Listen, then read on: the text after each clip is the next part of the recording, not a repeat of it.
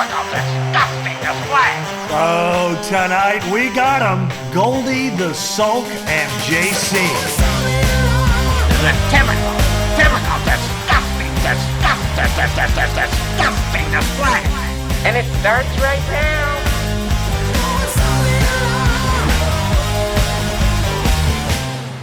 What, Goldy? What? I see you leaning in. What? Well, I'm looking at the Zoom window of the three of us. Yeah. And it's been so long since we haven't had a guest. Yes. That to me, this is like the children have gone to college and now we'll find out if we actually have a happy marriage. Wait, I heard him.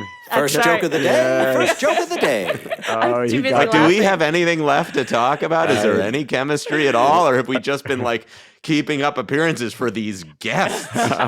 We'll find out in a moment. I've been looking forward to this. Yeah. Welcome back, everyone, to another episode of A Typical Disgusting Display podcast for writers by writers who hate writing.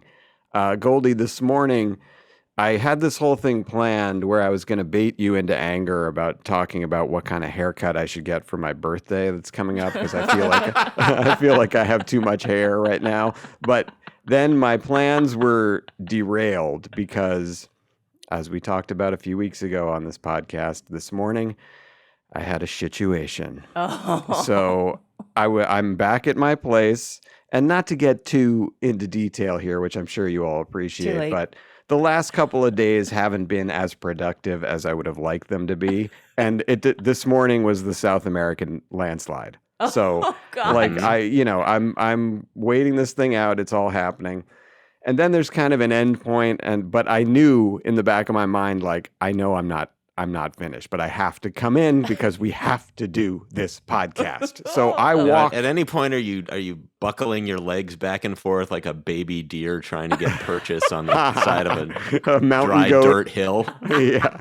No, that was one of our friends at an old job we worked at who used to shit that way. You could see his feet scrambling under the door, and you're like, well, I guess he's in there. And he was subsequently fired for not flushing, right? I think somewhere. Right. That's a Yeah. fireable Aggressively. offense. There was a closed door meeting where the executive producer of the show said to him, "We know it's you. We've eliminated all the other factors. You are totally busted. You're a good enough writer. We somehow want to keep you, and all you need to do now is flush your shits." And then there were 4 more unflushed shits. And it's like, you're fired. Yeah. Legend. Legend. Big He is a time. very funny monologue writer. I wish we could say his name, but we can't. So anyway, so today, I realize I'm not quite finished, but I have to get here. I walk to work. I don't have a car here, and it's a little less than a mile. So it's usually a very pleasant, easy walk where I listen to music and it's nothing. Yeah. So today, of course, right around the halfway point of the walk, it's happening. I can feel, I need to get to a bathroom. So Yeah. I'm breathing like a woman in Lamaze class. I'm trying to get here, as efficiently as I can, and I'm walking like a as they describe Secretariat at the Belmont, like a tremendous machine. I'm walking, and I see a guy in front of me, typical white guy gym asshole, guy clearly going to the gym in shorts, the tank top tee, 30s white guy. And I remember there's a gym in our office building. He must be kind of headed there. So, but I don't care. I just blow by this guy walking. I kind of go around him, and I get he must have been impressed. Yeah. Well, here's the thing.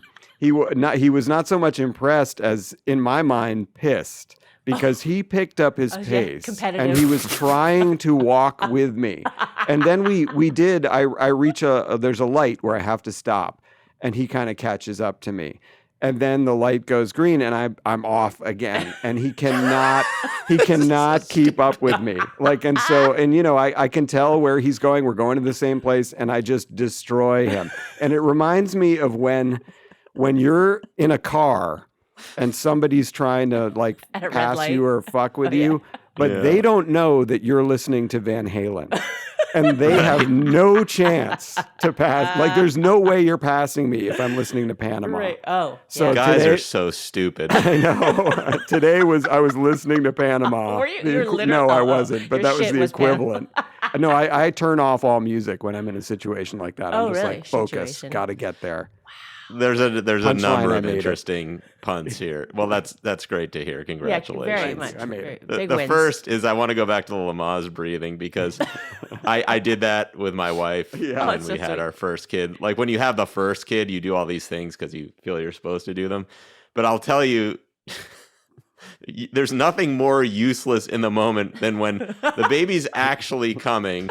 You know, your wife is being split in two by a new human being Right. coming out of her genital area, and you're trying to instruct her how to breathe right.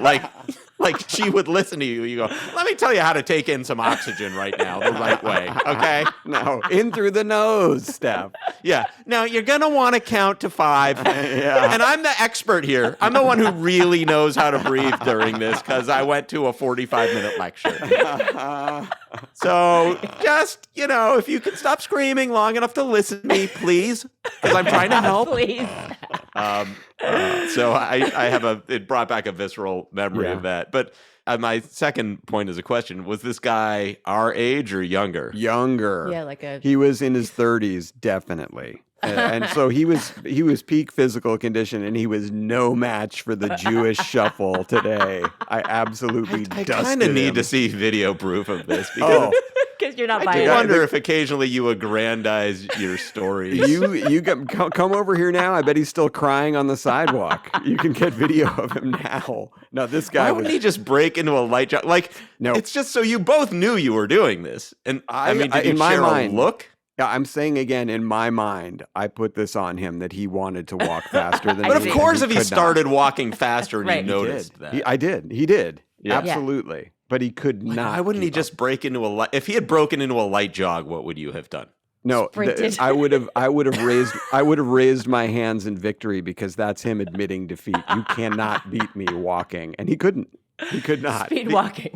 And I guess my final, it's not a question, it's sort of a topic, Yeah. a branching topic. So the way I see the world, particularly in terms of shitting, Yeah. is I am like a Terminator who's constantly evaluating if I need to shit in any environment. Like, what am I Ooh. going to do? And I don't go anywhere without a game plan. Now, these include, like hotels in the area, like Yes, hotel yes. lobbies. Yes. Yeah. I've Barnes and made Nobles. great use of Barnes and Noble's Yeah. a good old Yeah. thing. Where I thought you were going was you put 2 and 2 together. That this guy was going to a gym, and I'll go into a gym. Yes. I'll follow him into the That's gym. what I thought too. No, well, because if I make Yeah. it to the gym, I make it to the office. It's the same place. All right. So, right. like, I can't stop anywhere in between on this walk. It's all residential. So it's like I'm not going to go knocking on doors. Now, how are you in a situation where there's 4 stalls? If there's someone already in there, does that impact what you're going to do and the ferocity with which you're going to do it? Oh, it's a great It, question. it wouldn't Will you have. hold back to like 60%? I couldn't have today. oh. In Okay. most situations, yes, you'd be right. I'd be a little more reserved with the noises and the effort. But Yeah. today it was, unstoppable.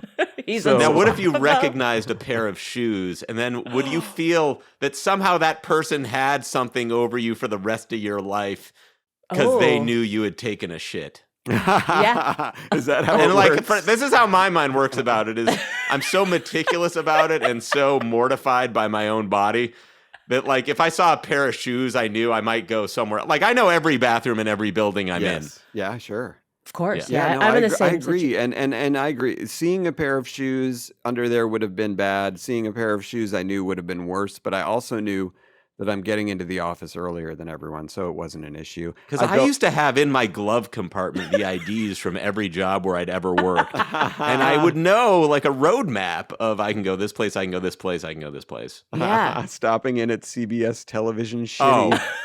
Oh, did Wow. that. Did that several times. Yeah, I love that. Nice. Good move. Yeah. It's very centrally located. That's convenient. But Yeah. today I had and you know this about our bathroom at work.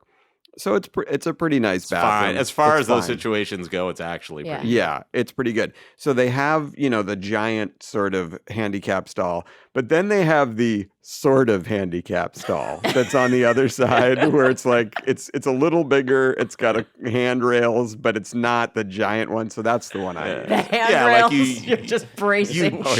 You just learned you have Parkinson's. Oh no.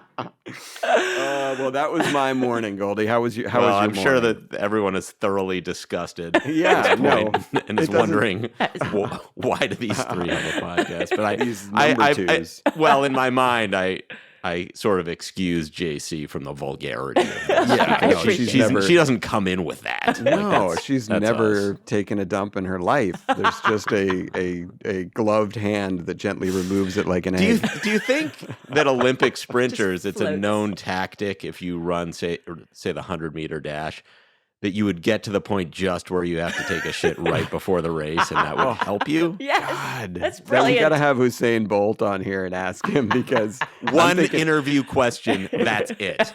Here we go. Oh yeah, we got to get to the bottom of that. Literally. Yeah, so I had an eventful morning. Goldie, how have congrats. you been? How have you been this morning? Been all right. I had an emotional sneak attack last Oh, night. oh Yeah. no. I was so I'm out walking my dog, and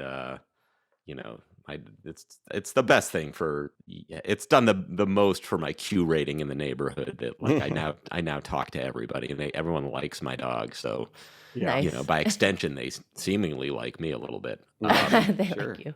So I'm walking my dog, and I see this guy. He's got a dog. I stop. I'm talking. He's wearing this hat, this white hat, kind of a canvas hat. It's very beat up, but I recognize it, and I say to him, "Is that a Tilley hat by any Ooh. chance? Oh. Do you know what a Tilley hat is?" No, I don't.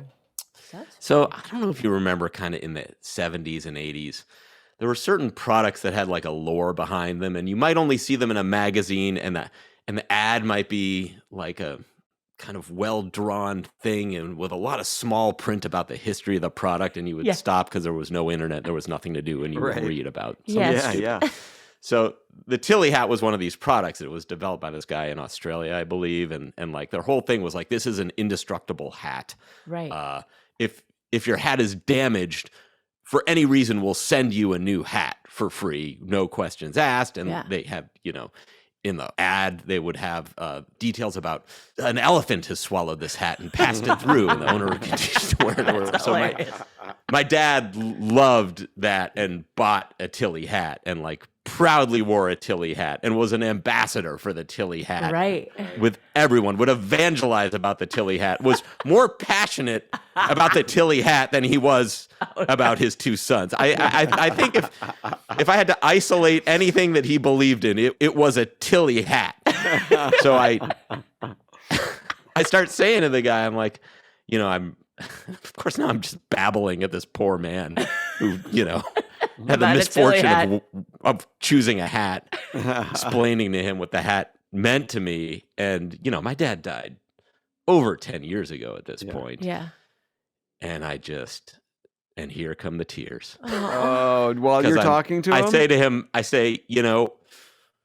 I just really want to thank you for the opportunity to talk about this hat. Like, getting like all worked up about this fucking Tilley hat. And it just, it's just crazy. I don't know if anyone out there is dealing with grief of any sort or loss of any sort, that like it's not that I think I'm over it in any way, but you just kind of are able to put the grief on the back burner and not think about it and go about your daily life. And then you see something stupid Yeah. like a fucking hat, Yeah. and it unwinds everything, and you start going like, I wish my dad were here and get to see the hat. Yeah. Of course. Who cares about the hat, But I don't know. It's funny just to me. I don't have a larger point about it. No, well, No, I think it's that so with, how Sweet. like we think we've buried our weapons in a John Wick like layer Right. of concrete that we could only access if we smash yeah. Right. and pull out our guns. But it's like, no, they're just out in the open. They're You right there. Well, I was Just, you going to just have say, your back turned to them. I think that with grief, I think it's amazing that you're able to still tap into it because, like, I think about historically for me, I think I've spoken about it. I lost like 3 of my best friends in a car accident when I was in my early 20s, and I can see in my 50s now the painstakingly like protective measures I've gone through to never go through that again. So I make connections with people, but I always keep some sort of distance because I'm so afraid of that grief and that Wow. pain. Oh, So I mean, But when it bubbles up, does part of you go like, it's happening right now, you know? it feels so good in I a don't- way. I mean- just to know that something can be that important to me Yeah. feels good. Yeah. I should be able. I mean, I have my very important connection to Stu, obviously. That is Yeah. my treasure. And for me, I'm almost afraid to go deeper, you know, like with other people, because it's like, no, I cannot handle the thought of losing other people. So Well, maybe. I'll just say to you that some element of it, just to know that I can care, yes. to be aware of it, and because you numb yourself and you go, numbing isn't the same as not feeling, and numbing isn't the same as like reconciliation, yeah. and it's not the same as doing well. So that when you know you're not numb, in a way, it's like, oh, okay, I'm alive at least here. Yeah. You're know. It's very totally right. important. You're totally right. You know, and this is something I was going to talk about a couple weeks ago. We can talk about at length another time. But I've started, in addition to therapy with my therapist, he's got me in this group therapy. Oh, wow. And it's actually been awesome. It's like an interactive therapy reality TV show, is the way I describe it. It's like you're Whoa. watching other people get therapized and you're kind of Oh. involved. Yeah. But Goldie, what you just said, there was a woman in there who had an emotional response to something. She started crying, and then they went around and asked everyone how they felt about her episode. And I was like, because it's true. I said, you know, honestly, I was envious of it because you were able to tap into an emotion and ride with it in a way that I feel like I'm unable to do. So when I see you, Goldie, getting emotional about your dad's hat or whatever it is, or JC thinking about your friends, like I have this feeling of like envy and emotional distance of like I can cry at like a Charmin ad, you know, on Yeah. TV, but then when I think about the things that I should be crying about, there's just nothing there. I feel like a very blocked Do you culvert. you don't feel anger? You don't feel a replacement emotion? No, it's almost scarily like nothing. Right. Yeah. Which, Well, I you mean, know, I think you know, as you get older, you'll be 50 soon. yeah, You kind of become aware, like, not you're on borrowed time, but that you're on limited time. Yeah. The Yeah. clock is definitely running, and you go, is the point of my life to just avoid this discomfort and, you know, exist in some sort of pleasantness until I expire? Or is the point to go through all these things and maybe somehow by grappling with them, you get to a higher level? I don't know, but would the Right. higher level even be as high as the artificial pleasantness that you can construct for yourself by avoiding it? Right. that's a great question, and I don't know the answer, but I would certainly like to try to plug in, which is why I'm doing all the therapy. Can I so- ask what the group therapy is about? You don't have to share that if you don't want to. What it's about? Well, why you've entered into this. Well, because honestly, I really, really like. Is this like being a therapy all-star? That he goes, you've been selected That's for the way a I- higher form of A-team. therapy. That's the way I choose to look at it. Traveling therapy squad. Yeah. And we're going to go have therapy against other cities. So, yeah, no, I did it because, and I would never naturally do this. Like if this Sure. were presented to me, say by Tall, I would be like, "Pff, no. Right. But I'm in the regular therapy, and I really, really like my therapist, and I think he's been, you know, helpful for me. And he suggested that I do this, that he's also runs this thing. So I figured, all right, this guy hasn't led me wrong yet. I'll just be open to it. I'll try it. And I've really enjoyed it so far. Actually, I have it later today. Awesome. So yeah, it's kind of it's been fascinating, and every once in a while you feel like a little closer to what we were just talking about, like tapping into something real Yeah. inside of you that gets scary, and you instantly try to Lamaze it away. Or I'm I just going to do. put this into the podcast because there's a guest that I've been wanting to recruit. This woman, Yeah. Nicole Sachs, who has a podcast. I reached out to her, but I didn't hear back. Oh, you didn't? I'll Yeah. reach out to her as well. Cool, yeah. Because her podcast is just all about this stuff, and she's so smart about how she talks about it, and has such meaningful things to say that Yeah. I'd love to give to our audience the benefit of her wisdom at Yeah. some point. Well, that sounds like a good idea. Well, let's Sounds like we can roll right into Johnny jokes. Whoa, from Hollywood. Here's Tragic Johnny's. Oh boy. Okay. Bunch to choose from this week. I'll make all the wrong choices. All right, let's start with this one. My favorite topic, scientists. Scientists have discovered a frozen meteorite in Antarctica that contains some of the oldest material in the solar system. Yeah. Apparently, the meteorite contains iron, bauxite, and today's monologue. The same Phantom Pooper. His punchline would have been, and 2 Rolling Stones tickets. That's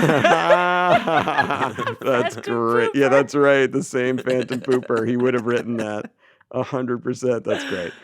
Let's see. Okay. Well, more from the world of science. Geologists, changing it up with geologists, have concluded that the Earth's core has stopped rotating and may begin to move in reverse. Oh. Yeah. Experts believe it's all part of Tom Brady's plan to play another 20 years in the NFL. Going backwards. Yeah. Superman. Yeah. That's one that it's a joke, and then it's over. That's right. Exactly. You passed 20 seconds. That's 20 seconds in the show we don't have to worry about. That's right. That's behind us now. It's gone. It's officially checked as a joke. Yep. Well, the big game, speaking of football, the big game is coming up, and all the talk is about the ads. Yeah. Apparently, there will be a $100 million ad for Jesus Christ. Whoa. This is true, yeah.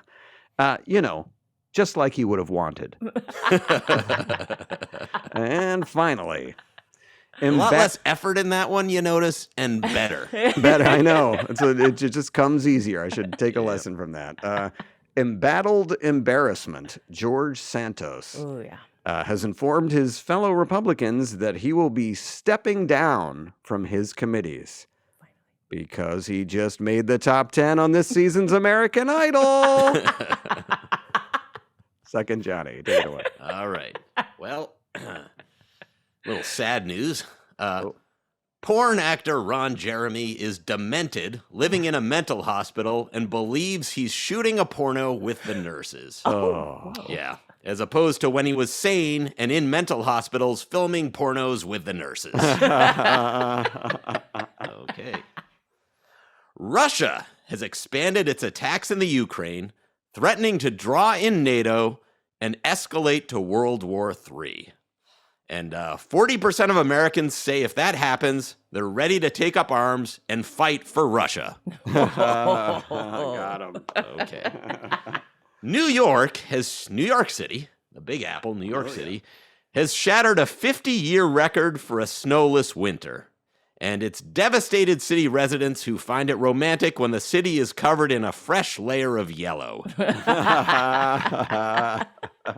That's pee-pee. Yep, that's what happens. Okay, facing more scandals over his lies, embattled Congressman George Santos says he's not going to resign. Santos says he's immune to pressure and determined to represent the voters who elected him president. We'll do a million jokes about this guy, none of them quite funny. That's funny. But we'll all get the They'll word all follow the embattled. same pattern. They'll all and it's, he said Embattled. this, that he did this. Yeah. That wasn't what he said. No, That's he's a all that is. liar, folks. Yeah. And and I'll do this one as a norm. I don't know. It's probably a Johnny, but I'll do it as a norm. A 26-year-old female police officer fired for having sex with multiple colleagues says she did it because she cracked under pressure. Well, everyone deserves a second chance, which is why I'd like to offer her a high-pressure job here.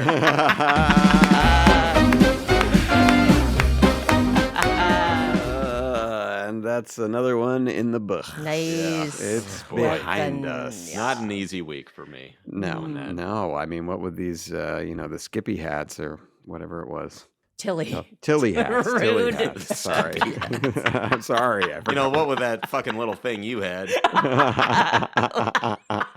The You know what, my friend? You situation. can shit in a Tilley hat. And it will not break. It's true, It's actually. indispensable. It's probably a good plan for you. I You know. get a I know. Tilley hat. That's right. As It's an like your emergency squatty latrine. potty. Yeah. Well, this week we have a very fun topic. Goldy, you thought of this last week, and tell the folks what we're going to talk about today. Yeah, so I wanted to talk about writing for a show that you dislike. Mm-hmm. You're staffed on the show, you have a job. In your heart of hearts, you don't like the show. Yep.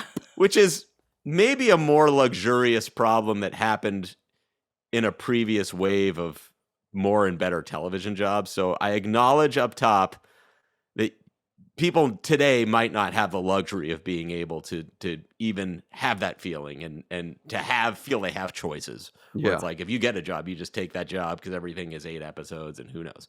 But, this is something that I found myself in this position a few different times, and I handled it wrong every time.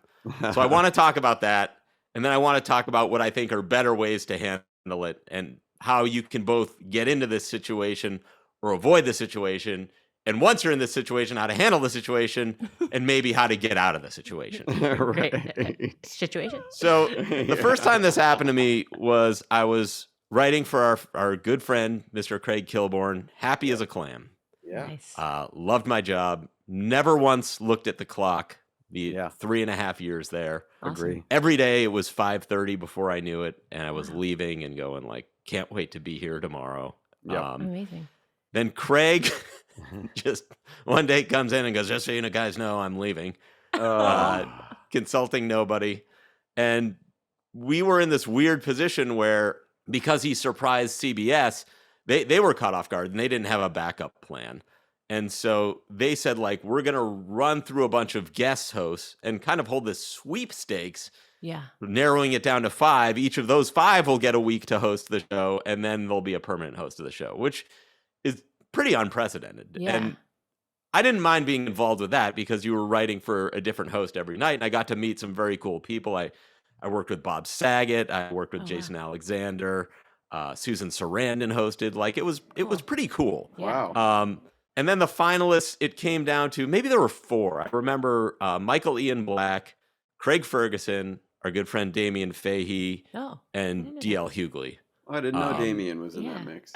Damian was in. He hosted the Late Late Show for a week. Wow. And that was who I wanted to get it. Right. Cool. Yeah. Craig Ferguson got it. And then they were in a situation where he didn't really have writers he wanted to bring on. It had all happened very fast. And then they had to keep people on who just knew how to get a show on the air. And I was one of those people. So the then head writer, the Mike Gibbons for Kilborn, saw what was happening and was like, I don't want to be a part of this, and had parlayed a better situation for himself. And he left, I think, kind of just as suddenly. So they promoted me to head writer. So Right. obviously I'm going to take that promotion because I'm now like, maybe 32 years old or something. Yeah. I'm head writer of a late night show, and Yeah. I'm going, this is everything I wanted. But Yeah. from the moment I met him, it was clear that Craig Ferguson and I were not going to share a sense of humor. Nor were we Goldy. particularly going to see eye to eye. And I don't blame him because I was Kilborn's guy. Like, I had this great relationship with Kilborn. So why would you come in and go, oh, I'm sure this person who was allied with the last host is going to be my best friend here. And so I Right, think good he was a point. little bit surveying the situation and see what was going on. And it sounds like he Uh, had voices in his ear telling him that's Well, he that's had a Kilborn's voice, guy. a guy named Peter LaSalle, who is this sort of vaunted executive producer. Now I'm getting deep in the weeds here, and this might be interesting to some People people, love the important to some weeds. people, Oh, yeah, but yeah. whatever. So Peter LaSalle was sort of a vaunted producer for Johnny Carson, who, when he left, David Letterman, because he was so blinded by Carson's aura, he wanted Yeah. part of anything to do with Carson, brought him over to help him with the Letterman show. For some reason, that then turned into, I'm sending you to California to do the Late Late Show. During the Kilborn years, he was there, but wasn't someone we consulted with on a daily basis. But he smartly, because he's a show business veteran, saw an opportunity in the chaos Yeah. for him to assert himself and suddenly be like, I'm the Svengali of this. And Yeah. clearly he realized, like, one thing I can do is just badmouth this guy to Right. boost myself up. And maybe, and I'm sure he believed I was doing a bad job. And I probably was doing a bad job because I didn't like the show. Right. Good point. Yeah. I did not like the sense of humor on the show. It was not what we had been doing on Kilborn. I didn't find it like particularly funny. That's not Craig Ferguson's fault. Yeah, Right. he deals in cheekiness, and that's not really your thing. Like, he deals in being the comedy of being adorable. In Oh, I retrospect, didn't know that. I was being a total snob. I came from stand-up. I had a bad attitude. I thought, here's what's funny, and if you're outside that, I don't find it funny. Today, I would go, none of this matters. Right. I have a job. I have a Yeah. good job. It's my job to make the host look good. Yeah. So here's what I'm going to do. I'm just going to, like, kind of relax, meditate, find out what he likes, Yeah. give him what he likes, build up a rapport. And once I have a rapport, I'll get in what I want to do. Yes. Yeah. Very important advice. That's very not good what I advice, did. though. Here's what I did. Got mad. I would stand at the podium every day and I'd have to laugh, which I found myself unable to do. So before the show, I'd get really drunk Oh, Wow. yes. and I'd stand drunk at the podium and going like, ha, ha, ha, ha, ha, everything he said. So I'm Oh my quickly God. fired within 3 weeks, which is totally what should have happened. Oh, Totally what should have happened. But of course, I'm mad about it, Right. going like, can you believe this fucker just comes in and then I'm writing these awesome jokes and he fired. It's like, I'm not doing my job. So that's that's great, one way. That's a great story. Yeah. When you brought up this topic, it immediately, and I totally agree with you about Kilborn. Like, loved all the time I spent there. Like, really fun to work for Craig, and just had a delightful time there. Then went out into the world of sitcoms, and I was lucky where my first sitcom job was run by Mike Scully. Oh, So wow. that Yeah. was a blast. And that What and show I was did that? it was called The Pits. Oh, right, It right, was right. on Fox. It came and went pretty quickly, but I really did like the show and I loved the writing staff. Like, so that was, I'm kind of 2 for 2 there.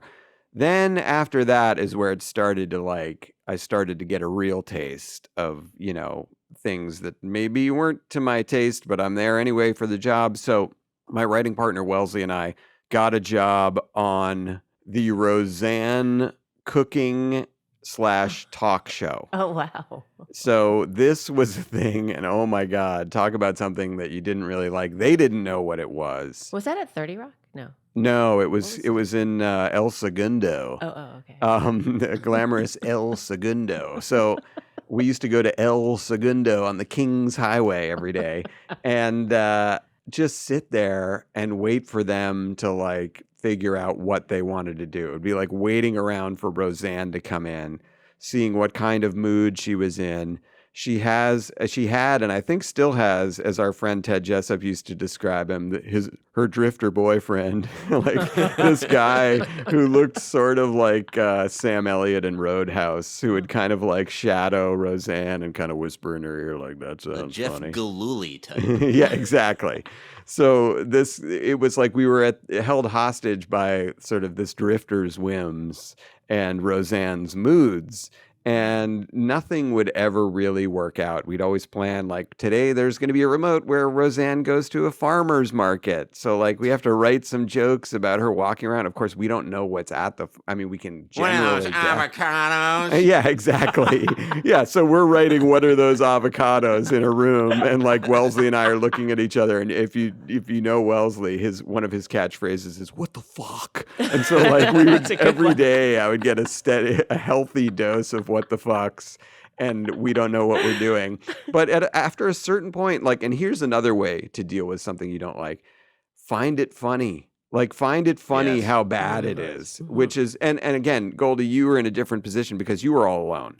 So you're, this head writer at a podium on a show that you don't really jive with, and that sucks. But I had Wellesley. So, like, we could always look at each other and just be like, dude, what the fuck is happening here? And of course, the show spun out of control. I think it aired twice and then was gone forever. But that's a good way, if you're writing on something that you don't like, find a way to find it funny.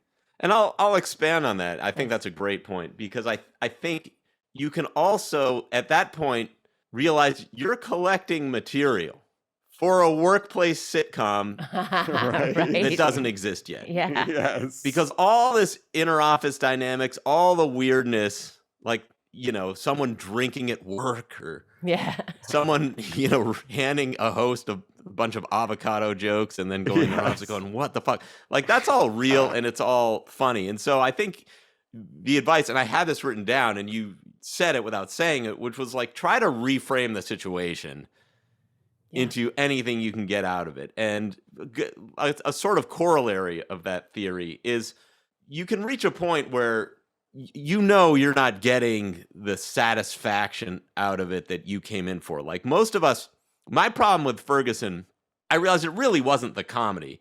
It was something internal where I liked being the boss's favorite. I was Craig Kilborn's favorite. Yes. I loved it. I felt good about myself. I had self-esteem from that. Yep. Yeah. I enjoyed our conversations. And Ferguson, I wasn't his favorite, so I was like an angry child that was like, if he had just said like, you're so funny, man, just show me what to do, I would have been like, he's the greatest guy in the world. But of course, I'm like an egomaniac, and I'm like, he doesn't value what I do. Well, why would he? I'm not doing anything good for him. So, you have to identify the problem. And I was able to make a little progress, because then the next things I worked for were a D.L. Hughley talk show and a David Spade talk show.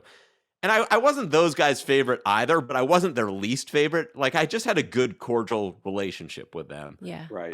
Where I was able to, kind of get some stuff on the show, but they definitely weren't turning to me as their go-to person. And that, I had to learn that you can't be the go-to person on every show. Like, and if you are, enjoy it, but that's an anomaly. Yes. Right. That's And a that great point. That's a great point about yourself. Work, I've had a lot of other jobs outside of show business. Most of work is not good or fun or whatever. It's for money. So now you're in the situation you were before you entered show business, which was like, hey, you're doing a job. But the thing I'd like to add here that kind of goes along the corollary to reframing it and trying to get something out of it, whether it's a workplace sitcom, is what if you think of it this way? What if you think, I am right now getting paid a writer's salary to be in a master's program about television production. Yeah. Oh, yeah. Wow. That's Because a good thought. Yeah. I realized there's so many things I don't know that people would kill to have access to. Like, you go, I want to learn what the director does of a talk show. Well, you work there. Yeah. So now you can just go to the director and say, hey, I'm interested in directing. Can you show me a little bit?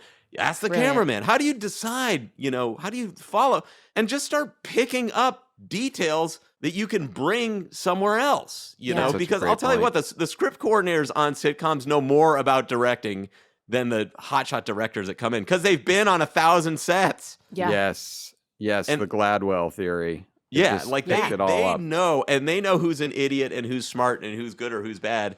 And no one ever asks them their opinion on everyone treats them like the help all the time. So you can learn a lot by just being there and forgetting that you hate it, and Yes. instead say like, look, I'm making a living and I have access to knowledge here that I can use. And that knowledge you can use, which leads into my next point, is you want to be always able to DB Cooper your way out of a situation. Okay, Jump out of the explain. back of the Yeah, plane. for those who don't know DB Cooper, he's sort of a 1970s icon where he came, he like robbed a bank, right? Yeah, I don't know where he got the money. He had some amount of money that Yeah, that I think he robbed a bank for like he had robbed $400,000. He got on an airplane. They knew he was on the airplane. They were going to get him when he landed. And he asked them to open the door of the airplane. And he parachuted out into the Oregon forest, and no one saw him again. no one's ever Incredible. seen him. Wow. No one's ever seen He him. might still be alive. He Wow. might be a skeleton in a pine tree. Yeah, That's that's true. petrified Right. from 50 years of exposure to the elements, or he might be hanging out with an amount of money that was nowhere near enough to last him. Right. right. But and I've done a good job of this until right now in my career is I've always been ready to go to another job. Like if you have another script, if you have another, like, just don't let yourself be in a position where you can't leave because you're not ready to leave. That's a great point Yeah. too. That's a So- great point too. You know, you should be using this time. Like, one thing I did when I was at Ferguson was I knew I wanted to get into scripted, and I knew you guys who were in script. Like, I had some connections to get into sitcoms from late night, but I hadn't made the leap, and I didn't have a spec script. So what I did was I told myself, can't believe I did this. I said, I knew, like, I was like, you have to write a script. I couldn't get myself to write a script. So I would go on the floor underneath my desk, and I would say, you're not allowed to get up off the floor until you write 3 pages. That's incredible.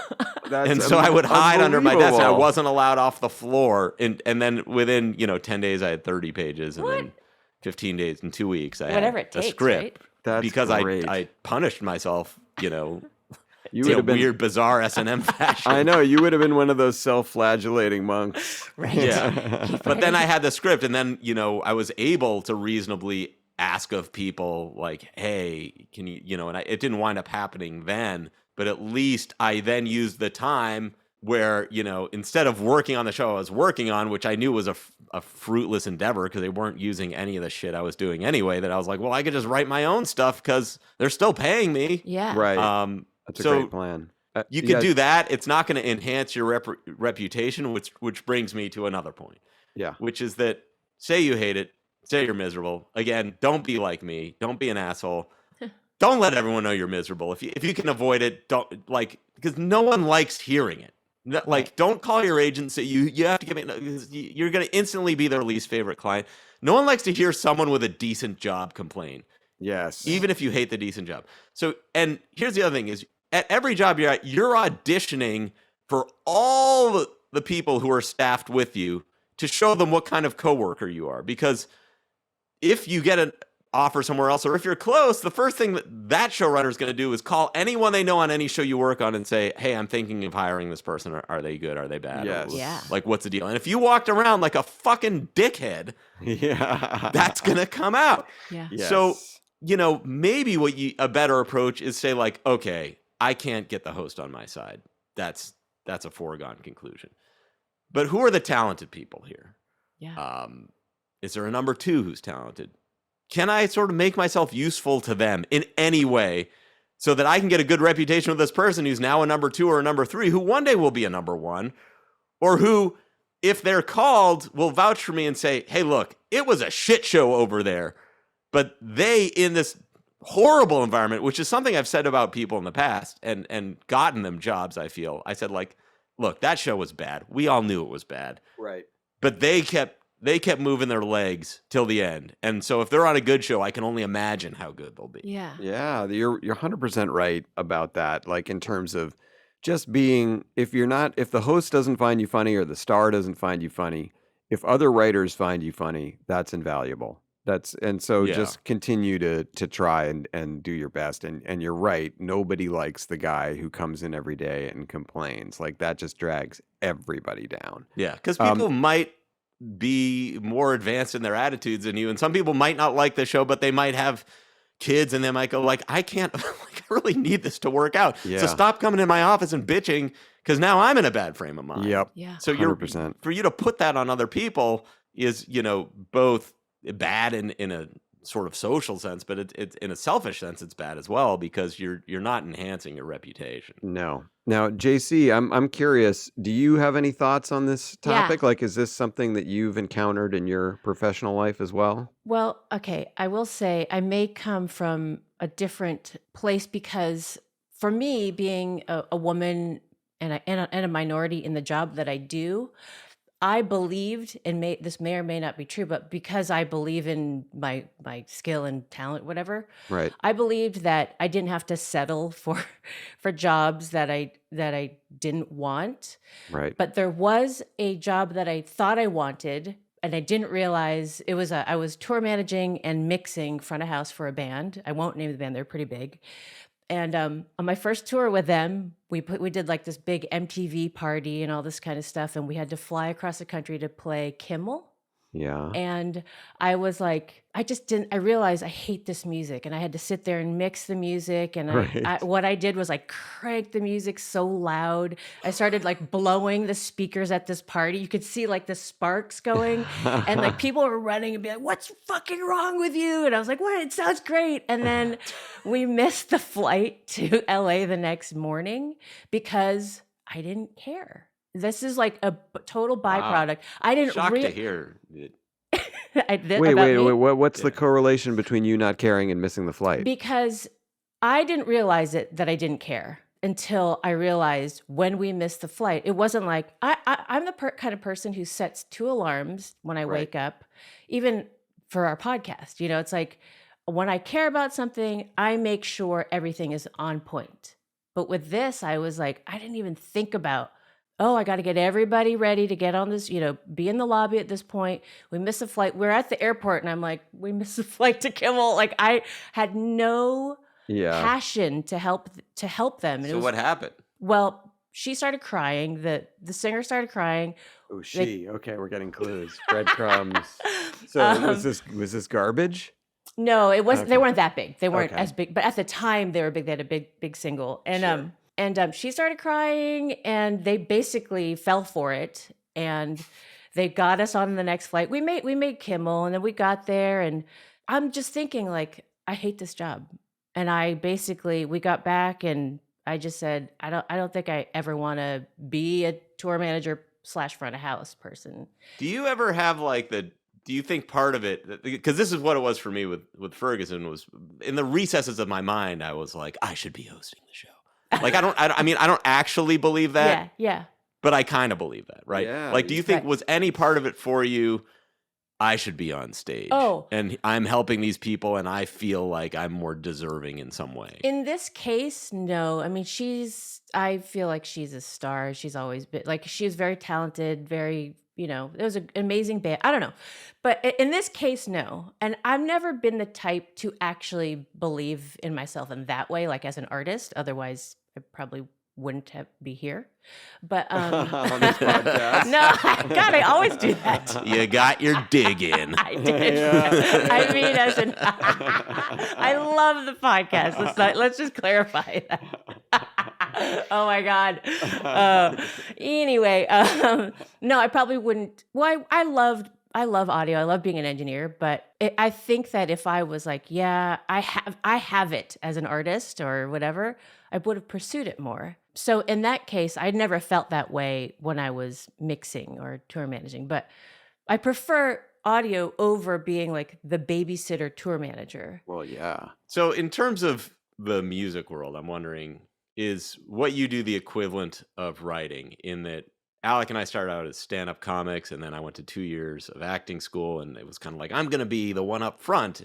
But then I realized, oh, this isn't maybe going to work out for me, but there's this thing that's adjacent to that where I have a lot of the skills that I can make that happen. Is that sort of like how most people wind up in music production, is that they were performers themselves? I think so. I will say, for me, my intention was always to pursue being an engineer. I mean, I had heard the Beastie Boys record, Paul's Boutique? Paul's Boutique.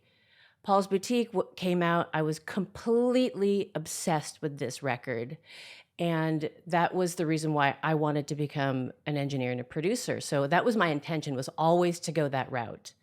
And then on the way, I'd always been very musical. I'd played music, and I got a scholarship to Berkeley based off of my musical abilities. So I went to Berkeley for music, but really my intention was to go into production and engineering. So I'm so curious who this band is. I can't wait for the show to end so you can tell us off air. We're going to just listeners know that we will know who it is when we're done with this program. I was just going to mention briefly that there was a show called The Ortegas. Oh, yeah. That I worked on. And it was run by Wally Wolodarski and Maya Forbes, who are very funny, nice people. They came out of the Simpsons world, very gifted, funny people.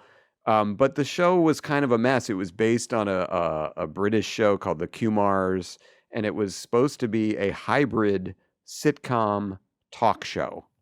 Oh. And so it's already messy to begin with. But at that time, I was still a very junior writer. And the way Wally and Maya ran that room, they only kept counsel with the senior writers. So all day, every day, I played poker with the 3 Mexican writers on the show.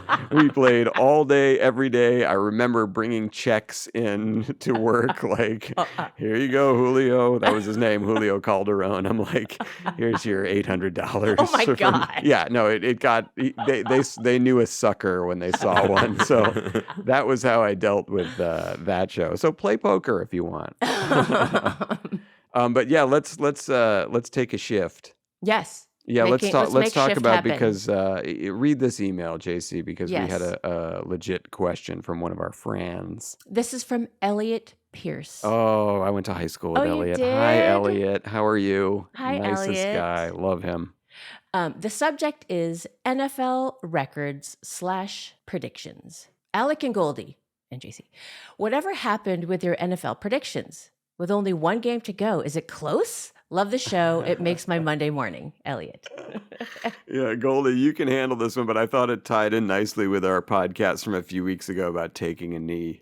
We fucked up. Look, we kept forgetting to do it on air, but we were texting each other picks Yes. all season. Yep. And there was a time where I was ahead. There was a time where you were ahead. Then I was ahead. And then we were even. And we got down to the last week of the season, and both of us said, like, do you want to write 8 Johnny jokes? No. Do you? No. And so we said, can we just call a truce on this because we're tied and not do it? Yep. So Were you hoping that people would just forget? Kind of. And like No. also it was not that exciting to talk about Oh, on the no, it podcast, definitely like our wasn't. picks. And we did that whole show that we had to throw out when we were talking about football. So I think there was a little trauma. I think the Rams could be 7-9 this year. Yeah, they've really got something going over Their there. QB situation is up in the air. Yes, I'm wondering about Stafford's elbow. If the line can stay good, perhaps they could make a wild card. Let's move on to a different team, the Seahawks. I think What you a- even what a asked wretched. me. Yeah, you were like, "Do you care about this at all?" Like to me, and I was like, "Not even a little bit." And you're like, "Oh, okay." Well, yeah, but so Goldy summed it up perfectly. We found ourselves tied like right towards the end of the season, and I think we both saw an opportunity. Like we both felt like we were going to lose the coin flip, and we would have to be stuck with the 8 jokes. So we were just like, let's call it a tie. We'll call it a push and move on. So Elliot, that's what happened. We gave up. We took a knee. Well, what if we did something different where you guys had to read jokes submitted by other people or something? Yeah, let them submit them. Maybe, but I don't know. That Then we'd have to read them, and then No, maybe you don't If have a people we chance knew to submitted read them, and they were like, "You didn't read my joke," and it's like, then you have to have this conversation where you go, "I didn't like your joke." You don't have to use that tone of voice. or maybe you don't get a chance to read them. I just send them to you the morning of. Oh, well, believe JC, me, why don't if you we take got the them, jokes? Yeah. And you do a monologue for us. Me? No, wait. Yes. Can we take that back? I love that suggestion. I would be so bad, I think, at reading them. I don't know. Let's try it some week, though. If people mail in jokes and you feel there's enough there for you to do a Johnny joke sesh, then let's do it. Yeah. Send them. What's the email address, Alec? Typical disgusting display at gmail.com. Send in those jokes title them Jokes for JC. And we'll see if we can cobble together a Carson monologue that's as terrible as the one you usually hear. Should be no mean feat. And now it's the part of the show we like to call Top 5. Top 5. Oh, yes. Listen to us sing. That's us, by the way. So this was my top 5 category this week. And to refresh your memory, the category is other than family members, top 5 people you'd bring back to life. Oh. And it doesn't mean necessarily like just to have like dinner with them. It's just you want them here on Earth. Shoot. I had this wrong. I had it as dinner with. Oh, I don't know why you both different. thought that, because I don't Goldy asked me the same question. Could be lunch. Yeah, it could be like a boozy brunch. All right, I'll Look, get us. let's just say you have the option to bring him back to life and walk away, or you have the option to say like, "Hey, what are you doing this afternoon? Do you have any plans? Having just come back to life." There you go. So, Okay. I'll just say my thought going into this was these are just people I kind of wanted back in the world because I felt they had That's more lovely. to give. Okay, so number 5, we talk about him every week. Norm. Oh, yeah. Norm. Because even when he was still with us, every other day there used to be some new clip of him doing something funny on his talk show or whatever, and it was just glorious. So Norm. Similar vein, enjoyed him, Brody Stevens. Oh, yeah. Miss Brody, and wish I could get that, once every other month call from him, him complaining about the state of the world. Very funny. Miss him. Number 3. Here's where they get a little weird and different. Number 3 for me, Patrick Swayze. Oh, That's pretty good. I like it. I fucking love Patrick Swayze. Oh, That guy yeah. gave us a lot of Yeah, happiness, and sure. he just seemed like very likable, and it was like he died way too soon. So yeah. If I could be any person from any movie, I might be Swayze from Point Break. Oh, sick. Yeah. Oh, Totally. Bodie. He's so cool. Bodie. He's So super fucking cool. super Yeah. cool. Yeah, and you're that guy was always in the best shape. It was infuriating. Yeah. And had a great head of like early 90s hair. A great lion's mane. He looked like a lion. Number 2, another strange choice because he did live quite a while, but boy, do I miss this guy. Jerry Orbach. Oh, I love so Law and good. Order so much. Yeah. Oh, He that's a was good one. so great on that show. Are and you I watching that again or something? I mean, I'm always Oh, kind okay. of watching it, but Awesome. yeah. And number 1 for me, I think a very funny guy who had a lot more to give and made me feel very happy, John Candy. Oh, He's my number that's a 1. great one. Mr. Yeah. Candy Man. The Good one. Candyman. All right, that's my list, Goldie. You're up. I went in like a totally different direction. No problem. Number 5, I bring back to life Adolf Hitler. He goes, "I'm alive," and then I smash his head with a rock. That's a good joke. Okay, I like that one. I'm back. No, you're not. Bye. Goodbye. Maybe I even do that a few times. Yeah, maybe it's all 5. Number 4 is just someone I've always been fascinated with, Leonardo da Vinci, given that Good he call. Yeah. seemingly invented helicopters Yes, Yes. a lot of in the things. year 1400 or Yeah, whatever. that's Yeah. very it's What a impressive. weirdo. I I love would it. like to just see what he was like. Yeah, same. Number 3, is she really that hot Helen of Troy? Oh, that's a good Oh. one. Bring her Yeah. back. See, like, hey, you think you could be an influencer, or what are we gonna do with you? Yeah. Do I- you measure up? Are we launching ships over this? Yes, but Right. speaking of measuring up, I think she could at best be 4'6", so it would have been a little tough today. They were very short back then. Number 2, I get guitar lessons from Jimi Hendrix. Ooh, Oh, sweet. love it. And number 1, I guess like I'll go. I really didn't know, because I don't want to like put the weight of number 1 on this person because it makes it seem like I'm No, obsessed they're with them, just but it's just 5 people.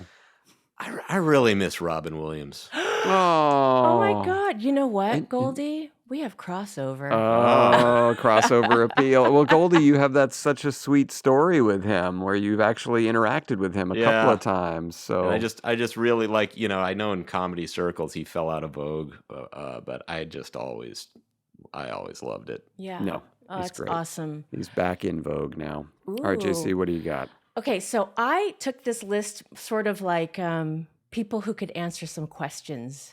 Like, Great. what happened? Yeah. So my number 5 is Tupac Shakur. Oh, good one. So I actually went to high school with Tupac. What? Whoa! Yes, How's this just coming out I now? don't know, We're I've got scrambling so to fill much. episodes, and Guys, all of I a got sudden, so much content. you went to prom with Tupac? No, I went to high school. Oh, okay. Imagine. No, I'm just trying to make it Oh, better. oh, yeah. No. We went to high school. I went to a pretty small high school also. And he was a very, very nice guy. And quick anecdote. We had to change the mascot of our high school, which was the Tamalpais Indians. And there was an assembly to change it from the Indians, because it's racist, to the Red-tailed Hawks. This is in the 80s. So we're very progressive in Mill Valley. Right. And he rapped about why we should change it during this assembly. Wow. And I remember looking over at my girlfriends and I going, he's pretty good. You had an eye for talent even back then. Yeah, which is, So anyway, that was my number 5. My number 4, Anthony Bourdain. Sure. Feels What- like he's still here though. They show all the specials all the time. Yeah, and I forget want to he's dead. know, did he really? There's some I don't know, talk about conspiracy theories. I don't know. Why would he kill himself? Anyway. Yeah. Number 3. Whoa. Whoa. What are we saying? I don't know. I feel like there's a slew of people that their deaths were deemed suicides, but I don't really believe it. Yeah. Wow. And Robin Williams was one of those. Exactly. Yeah. No, that's a I mean, he was a Yeah. very depressed individual. So Sure. so number 3, Prince. Oh, Oh. yeah, that's a good Good one. one. Yeah. That's a good one. Number 2, Robin Williams. Yeah. It's not your fault. It's not your fault. And number Okay, I'm bringing you back, but no Southern preacher character. Well, wait a minute. and number 1, maybe he knows who killed him. John F. Kennedy. Yeah. Yeah. That's a good one. Suicide. Suicide. Long distance, highly From coordinated. 100 meters. Suicide. Oh, those are great lists. Yeah. I even though you were like, oh, I didn't know, I did it wrong. You guys both had fantastic. It's a good lists. topic. Yeah, I it didn't was. think, it was a deceivingly good topic. Yeah, and it Yes. wasn't songs, Goldy. It was not Right. songs. Right. JC, what do we got next week? Okay, I have 2, but I'm going to choose one last second. If you hate it, we can go the other one. Top 5 sexiest cartoon characters. Oh, All right. I was born to do this one. Yeah. Come on. That one was Stu suggested that a long Good. time ago. So I'm like, That's what? a good- I'm gonna bust that one out. Thank you, Stu. That's great. Yes. All right. Well, that was a fun top 5. And now let's end the show, as we always do, on a high note.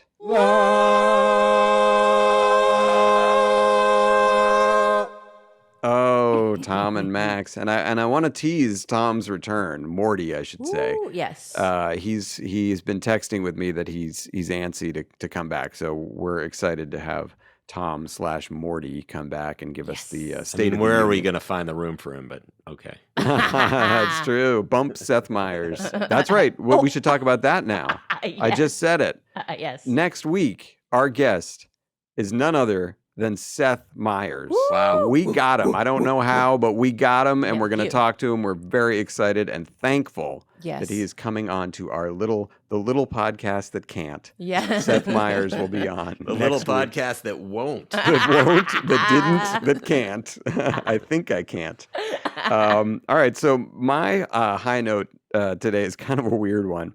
So we have a listener whose name is Brian Kenny. Mhm. He is. It's a complicated connection, but one of my wife's best friends from growing up. This is her ex-husband, and he and I are in contact on Instagram. He loves the podcast. He listens all the time. He's a huge music guy. He knows way more Cool. about music, certainly, than I do. But he sent me this little clip on Instagram that has changed like my week entirely. It's a show called Stairway to Stardom, and you can find it on YouTube. It was a public access talent show from the New York area in the early 80s to like 1990. And it has everything you want, just like a ridiculous old Italian guy host who only is doing the show so he can sing at the beginning. And he has like a very pronounced, what I like to call a lateral L when he pronounces things. So like when someone will sing, he'll come up and be like, wasn't that just lovely, folks? Did you like those lovely lyrics? You know, and like, so I'm dying, and it's all the shit you want. It's bad video, bad audio, tiny audience, bare sets, 10-year-old girls who can't dance doing a dance routine to like Fame or Yes. Flash Dance. It's got everything. So Brian Kenny, thank you for Stairway to Stardom. That's so good. That's great. Was Diana DeGuacamo there? Yeah, she could have been. I'll go, Goldy. Okay. Okay. Okay. My high note is this week I posted a story about some old, like, We Are the World clip because I just love them. And I got a response from our producer, one of our producers on Family Guy, Kim Furtman, found out that she performed at Live Aid. We Are the World on stage at Live Aid. And she sent me video, and there's video of her on stage singing, let me say it again, at Live Aid, We Are the World. This was talk about a high note. Unbelievable. You didn't know. I thought for Way sure to you go, would know. Kim. Yes. I knew she was in Annie when Yes. she was younger, but that's amazing. Yeah, that's Way to go, Kim Furtman. yes. So good. Well, mine's going to seem especially good after that. Yeah. We all know I'm a big fan of Back to Zero, which is Yes. just all you want to do is get back to where you were when you didn't think you were that happy, but in comparison, you were. Yeah. Yep. Yeah. I just had the weirdest itch between two of my toes. It was excruciating for a couple days, and then it just finally seems to have gone away. Wow. What a Wow. high So, note. I'm It is just so happy to be back to zero, Back to zero. without a crippling foot itch. Did you use tough actin I was tinactin? gonna say. No, I used some foot balm and And a pencil. Yeah. Oh, well. And if we want to get technical, I think I might have had a small blister in between two toes that popped. I just Oh my god. Oh, yeah, that'll happen. Well, I'm so glad that you're back to zero. Thank you. I'm happy about Kim Furtman singing in Live Aid, which is Yes. incredible. I'm Incredible. so pleased to be watching Stairway to Stardom, know, which is send the the theme link. song. Yeah, you're absolutely gonna love it. And I want to thank all of you out there for listening this week. And if Yeah. you're in a job that you don't like, maybe you could take some of those tips we talked Yeah, about those are good today that tips. were very useful. And I want to thank you two for always being awesome. Thank you. And we will talk to you again next week. The typical disgusting display. That was fun. And it stops right now.